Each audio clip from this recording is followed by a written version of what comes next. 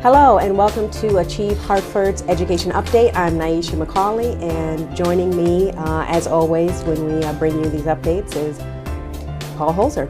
Thank you. Good to be here. Thanks, Nyesha. Very happy to provide another update to the community, and I'll let you kick us off. What are we talking about? We are talking about two important issues today. So it is Monday, April 7th, and I just always like to start with that dateline because it's very important to just where we are in our update. And particularly when we're talking about Clark School and all that's been happening at Clark.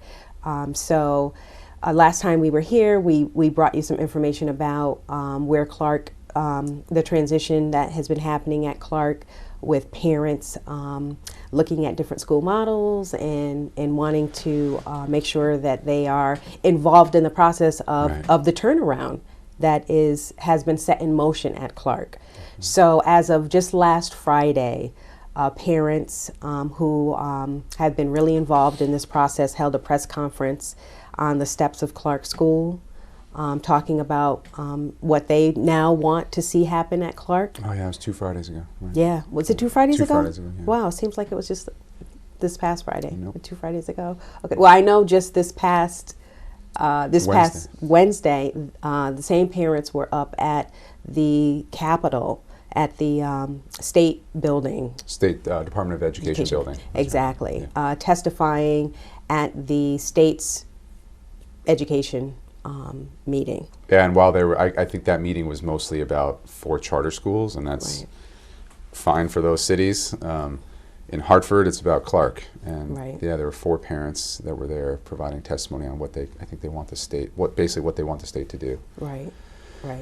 So, through this whole process, Achieve Hartford has been there, in the person of me. Trying to capture what's happening. Exactly. And there's a good reason for that. And so that was the other part of this update that we just wanted to share with the audience out there and folks watching. Just why are we covering what the parents at Clark are doing? Why are we covering the superintendent? What's happening on that? We send out a weekly newsletter, keeping various people informed of what's happening. We cover all of the Board of Education meetings, but there's a real critical role that we're trying to play here in the city of Hartford. Just absolutely one in keeping you informed. That's just a basic need of information to get out to the community of just exactly what's happening, the state of their schools. Yeah, and I think too, I think we should probably provide an update on what we've been writing about too in the last couple of weeks. I mean, the parents at Clark have, been not happy with the limited number of options that they feel they had in the process of finding a turnaround partner. But their SGC had voted 10-0, principal, teacher, parents, all saying we want one plan, and it was the Friendship Charter School plan. And, they made a decision, and, we're not, we're not all about charter schools. Some people have problems with magnet schools. We're neighborhood schools, charter schools. We're all about good schools, and that allows us, I think, to form an opinion on what's good and what isn't good. And so when folks say, well, if you're angry at how the Clark process has played out, if you think that there's been some real pushback from unions on parents, then you're not objective. And we always tell people we're not objective. We're very parent focused. Our whole mission is to help the school improvement be sustainable, and you can't do that without the parents. You can't do that without the community. And so when parents get I think, pushed around, manipulated a bit, we're not happy about it, whether it's the state doing it or whether it's union folks or other people who are trying to wage a much larger kind of ideological battle around education. So we're trying to submit updates on Clark on what's happening, and we are biased towards parents and what they want. And so it's been great to watch parents hold a press conference trying to get the state to intervene, see them at the State Board of Ed meeting. I don't even think the Board of Ed has a real role in Clark, but they were there advocating. It's been pretty powerful to watch parents come together and push for something. They came to a decision and they voted on it, and now they're looking for some support. So we report on it, but we are biased towards what parents want because we feel like they are the key in sustaining any of this work. So. Absolutely. Yeah.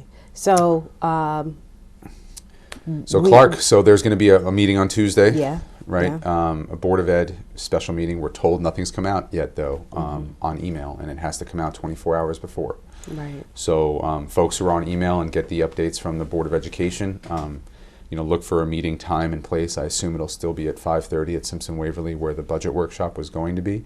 But it's going to be a vote on Clark on whether or not the school district will submit a formal request to the state to intervene and impose the plan, because they did not have the entire turnaround committee voting. Consensus. That's right. Although, just to reiterate, the school's SGC voted. They voted for friendship. They did. That was very clear. 10-0. So Yeah. you had kind of the school community supportive, but then on the turnaround committee, which includes the school community, I mean, you've got district, you have teachers, you have parents of the school, but then you also have a union representative. Right.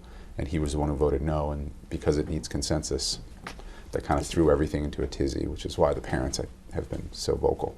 Right.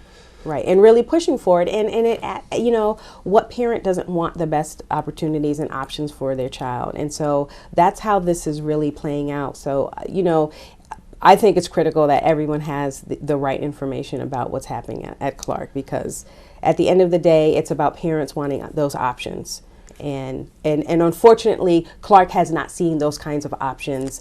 Right. And I've lived in Hartford all my life, and just so in my lifetime, Clark has not seen those options, and that's what we're really talking about here. And I want to add one thing on this, and I know we're kind of running long on this one issue, but this may sound a little bit disparaging towards the school district, and Lord knows we're a lot of folks there aren't necessarily fans of Achieve Hartford when we're critical of them, but they haven't been able to produce at Clark, what those kids need. I mean, they've got, a really great special needs program that is a program that attracts kids from all over the city, and I've heard, pretty good things about that, and I know that the parents want to make sure that that's not touched. Right.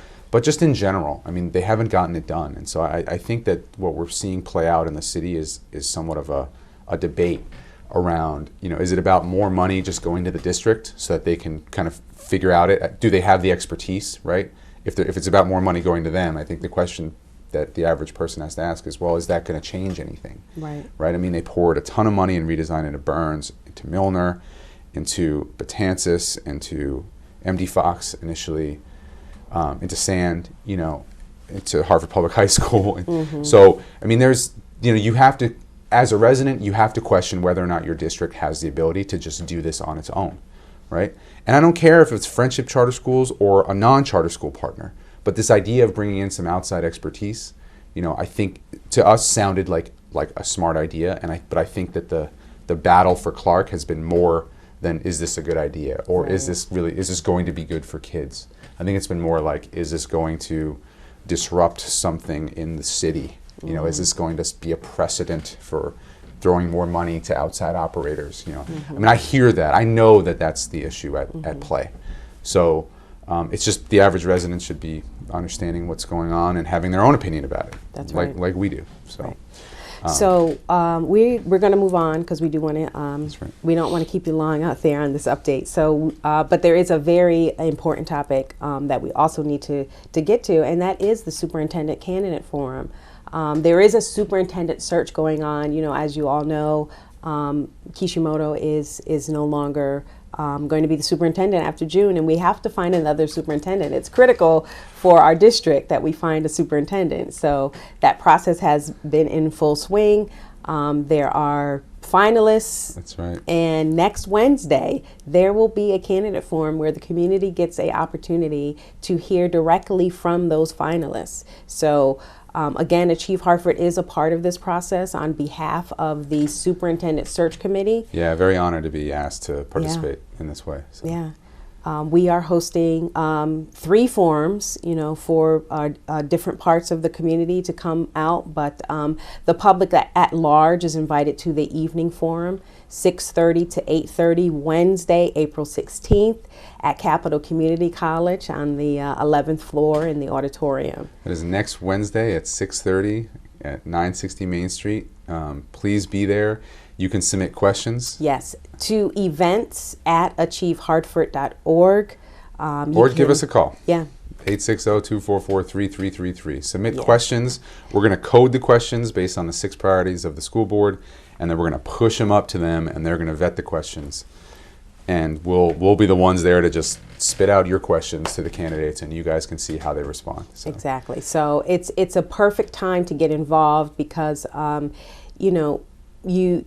every town conducts their superintendent search this way. So you actually have an opportunity to ask a question and hear how the candidates answer it, and it's important. So. And if you're there, then you'll have a chance to rate the candidate on 6 areas as well. So yeah. But the idea is that we will have a superintendent. Our board chairman, Richard Waring, stated that publicly, that was one of his priorities, that we will have a superintendent for July. What could be more important, right? Yeah. So and the next Hartford's next phase, Hartford's next opportunity begins with who this superintendent is. Absolutely. So please come out. Again, call us, email us if you have any questions. Post on Facebook, Twitter, follow us if you want to have more information just about the process in general. But we would love to have you there. That's right. On the 16th. And know that the educators have a forum earlier in the day, and kind of a lot of business folks maybe driving into the city have an opportunity to do an early morning forum with candidates at 7:30 a.m. But this night forum is the one that we're really hoping to have great turnout on and make sure that the average resident has a voice in the process. So very excited to help facilitate this. Yes, exactly. So that's your education update for this week. We'll be back again next week. In the meantime, if you have something that you want to know what's happening in the education scene here in Hartford, definitely shoot us an email, nmccauley@achievehartford.org, P. Holzer, info@achievehartford.org, or just pick up the phone, 860-244-3333. Thanks for all your feedback. And we'll see you next week.